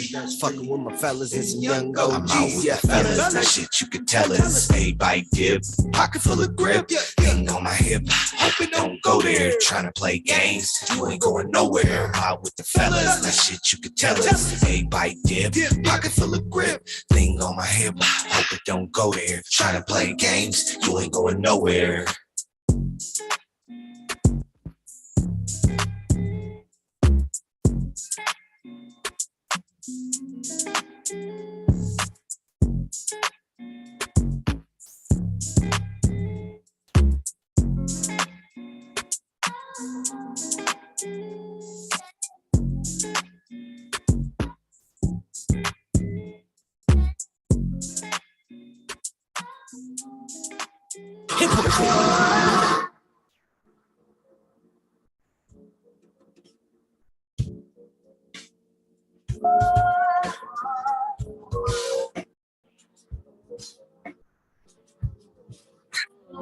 I'm who they gon' wanna be.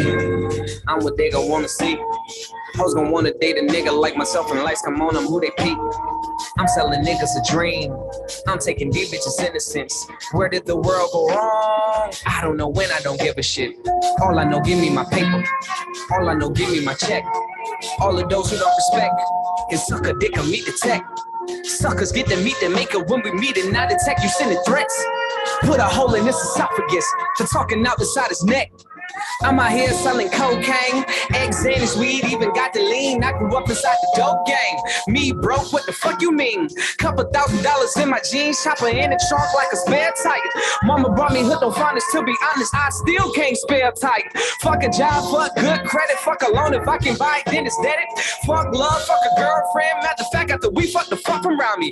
Fake hate, real niggas pound me, known for the iron like Robert Downey. Been the state feds in the county, y'all extra soft, y'all like bounty. Gold chain swing, put some rounds on the bench. In the kitchen at grandma house cooking chicken, nigga whipping and whipping it. Finna pimp me a bitch, put a bitch on the script. While a weak praise billions getting made, came from cup noodles to lobster and shrimp.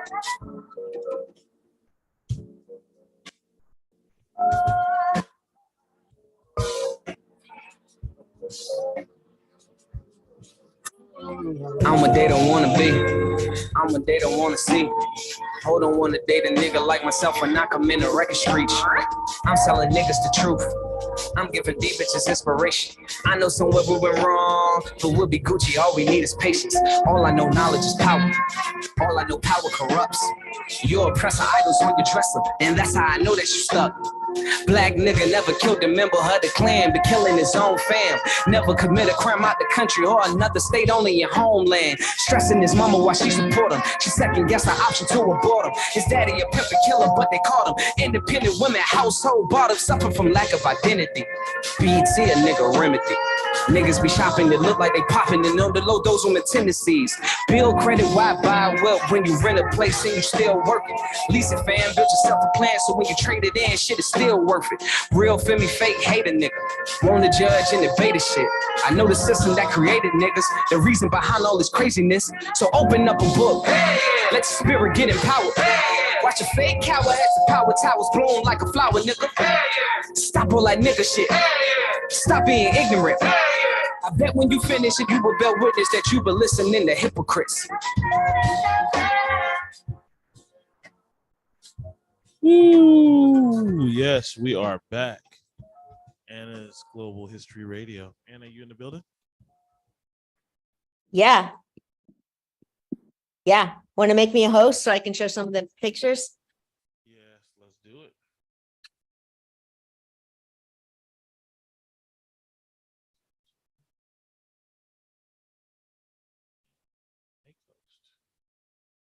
All right. Okay.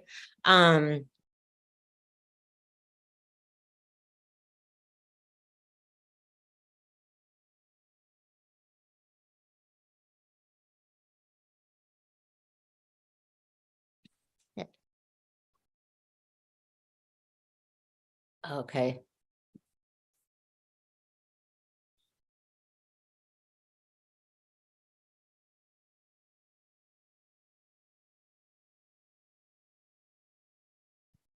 Okay, I might not be able to do this.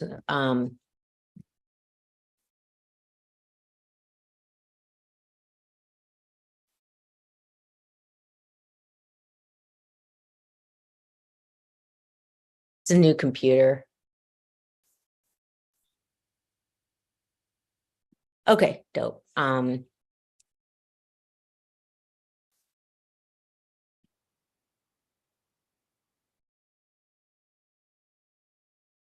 Okay.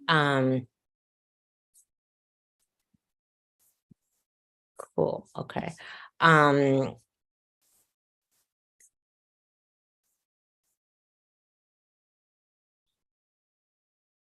So this is the most he did a really great job with Bayard Rustin. Okay, so like this is where it starts off, where they're planning the journey of reconciliation, and people met in churches a lot, you know, because they could do it for free. So I think that's I asked him to take down the crosses in the middle because I don't want it to look like a church service. But so that's where they're talking. I just think Alan I just think he did a great job getting Bayard Rustin. I love this version. And okay, so here's a woman saying that she and her husband will go, and they're saying it's too dangerous for women to go. So then what happens is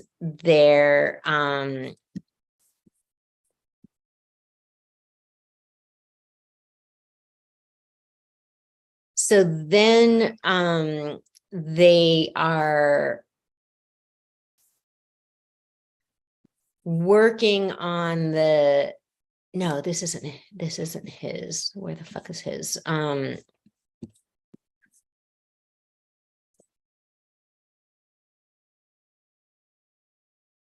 Okay, so then this is Bayard Rustin and Polly Murray going to see Thurgood Marshall to talk about the journey of reconciliation. And this doesn't have the lines in it yet.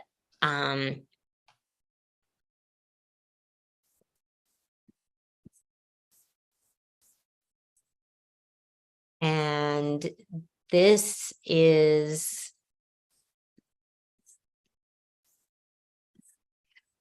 Polly Murray and her friend riding on that's the fucking bus. They have to get off the bus that they're on. And so then this busted down bus is coming. And so they're getting bounced around. I didn't like all these words right here. I was like, what is gakonk? And he said, that's the sound that the bus is making. So the first thing I said was like, no, I don't like it. But then I said, well, let's talk about it, because see, I don't even read comic books. So again, I mean, it was something where I don't know. That's normal for comic books, though. Yeah. So I said, yeah. So you agree? So yeah. So first I said, and then I just said, no, let's leave it in. I'm going to go with your judgment about that. Yeah, I thought it looked really weird to me, but yeah. So then this is.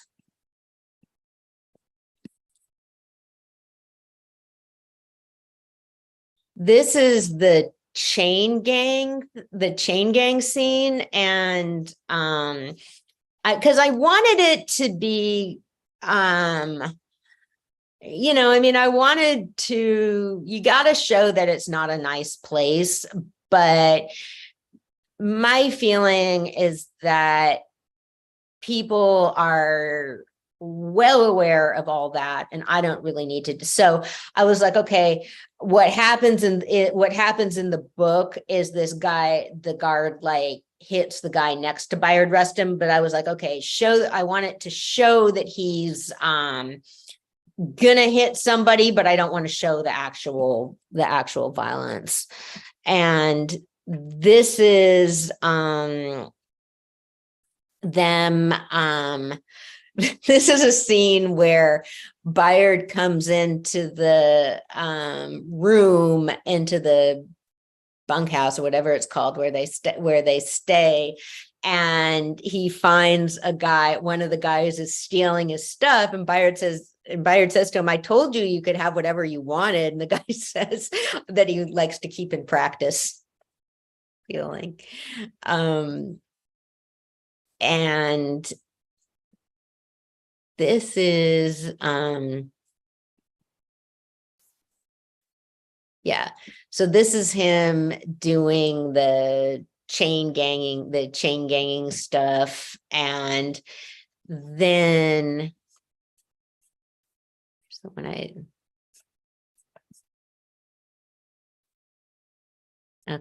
can't he ends it really. So then this is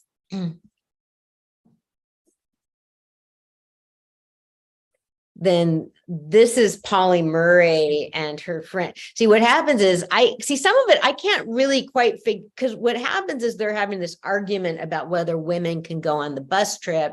And so Polly Murray starts talking about how because this is happening in 1947. So she's talking about 1940, where she and her friend were thrown in jail for refusing to move to the back of the bus. So she's relating this story. So, and then part of the story is that her friend wasn't from the United States and hadn't been to the South and wanted to go with Polly to visit her relatives. So Polly was saying, like, no, Polly didn't want her to, because she knew this girl would just freak out about everything, which is what happened. So, but then her friend is like asking her to go, oh, can you do something? This is like my leg is hurting and all that. So there's that going on too. Then this is this doesn't have the dialogue on it yet, but then this is showing them the bus driver trying to get statements from people, and that lady says, "You don't want one from me because I'm a damn Yankee. I think this is an outrage." So yeah, this doesn't have the lines in it yet, but here's Bayard like waiting to get picked up to go, and then it's called 22 Days on a Chain Gang. He doesn't write about whether they were actually in chains, but I don't. So I'm like, that's what it's called. So I was like, okay, we want to indicate that, but I didn't want to show the whole thing basically. And so, okay, this is after I love this. This is how it ends. This is Bayard after he going home to see his grandmother after he gets out of jail. Isn't this great? Yeah, this is nice. Isn't it? Yeah. He did a really great job. You got to save a signed copy for me. Of course, Ro. Yeah. I'm definitely gonna check this out. It looks like it's gonna be a good comic book. Yeah, it is. And this is some of the line, and yeah, so it's cool. And again, I'm just really We just, because Alan has done other he's done other historical comics too. It's something he's really interested in. So that was cool. And so I just am very appreciative to Age for getting this connection. So, okay, I think that's it. That's it for now.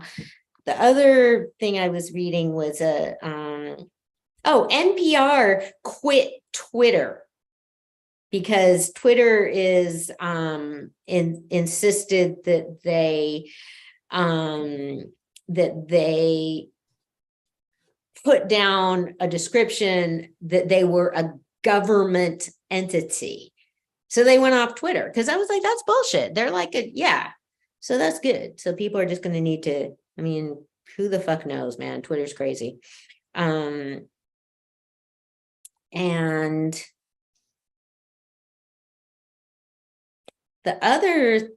one of the other things I was reading this week, it's just sort of worked out that way, also took place in New York. It's a historical fiction about a woman named Belle DeCosta Green, who was the personal librarian for J. Pierpont Morgan, who was the millionaire industrialist that started his own collection. And so she was hired by him to build the collection. And so there's some pretty good stories there because it just happened that I was reading it the same week as the Thomas Hoving thing about traveling to Europe and trying to get out ahead of other people bidding for things you want and all that. So not only was she she was hired in like 1906 and she worked there for 40 years and made she made it into a place for the public. But okay, so not only was she a woman in this position, she was passing. So her whole family was passing and she was supporting the whole family. So she just lived with a tremendous amount of stress. So what I'm trying to figure out is, well, when did people find out she wasn't passing? Because since people found out, since it's in the biography. So I have a biography of her that I'm going to read. So, but she was one of these people, she burnt all of her correspondence. There's a lot of people that just don't want to be known. And so, yeah, but she was old. Yeah. So, okay, well, we'll be back next week. Most definitely. And then we're going to have Rose Night again, third Fridays. Yeah, you got any other shows? Me and Anna's night. That's right. Okay. Anna's always the partner in this. So we are. Me and Anna's night. Yes, we are. We are. Definitely. You got any other shows going on this week to announce? Nope. Okay. Well, cool then. Okay. Global History Radio. Thank you so much, everybody, for listening. All right, everybody. Until Okay. next week. See you next week. Bye.